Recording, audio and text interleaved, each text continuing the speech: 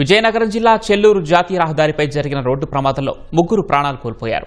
ఆగి ఉన్న బొలేరో వాహనాన్ని లారీ ఢీకొట్టడంతో ప్రమాదం జరిగినట్లు స్థానికులు చెబుతున్నారు. ప్రమాదంలో విశాఖ జిల్లా పద్మనాభం మండలం బొచ్చపేటకు చెందిన రాంబాబు, నారాయణరావు, మోహన్ నాయుడు మృతి చెందారు. ఘటనలో పలువురికి తీవ్ర గాయాలు కావడంతో విజయనగరంలోని మహారాజా సర్వజన ఆసుపత్రిలో చేర్పించి చికిత్సనందిస్తున్నారు.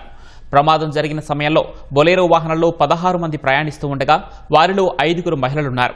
ఒడిశా రాయగడలోని మజ్జిగౌరమ్మ అమ్మవారి దర్శనానికి వెళ్తూ ఉండగా ప్రమాదానికి గురైనట్లు పోలీసులు తెలిపారు.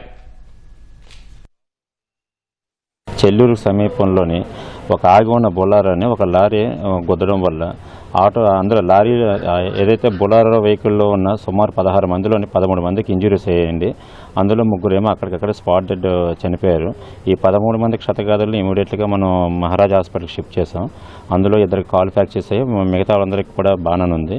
అందులో ముగ్గురు చనిపోయిన వాటిలో మాత్రం ఒక అబ్బాయి చిన్న కుర్రోడు చనిపోయాడు. ఇప్పుడు ప్రమాదం అంటే వీళ్ళందరూ కూడా బొత్సపేట గ్రామం పద్మనాభ మండలం చెందినవారు. వీళ్ళందరూ కూడా మజ్జిగైరం అంటే మనకి రాయిగాల మజ్జిగైరం యాత్రకు అని చెప్పేసి ఒక బొలర్ని బుక్ చేసుకొని వాళ్ళ ఊరి నుంచి బయలుదేరారు. ఈ చెల్లూరు అవుట్స్కట్స్లో మరికొంతమందిని చెల్లూరు జంక్షన్ దగ్గరలో కొంతమందిని ఎక్కించుకుందని చెప్పి ఆ లెఫ్ట్ సైడ్ ఆపగానే వాళ్ళు వస్తున్నారు, వాళ్ళ కోసం వెయిట్ చేసే లోపు ఈ లారీ వరకు గుద్దుకొని వెళ్ళిపోయిందండి. దీనివల్ల వీళ్ళందరినీ కూడా గవర్నమెంట్ హాస్పిటల్ షిఫ్ట్ చేస్తాం.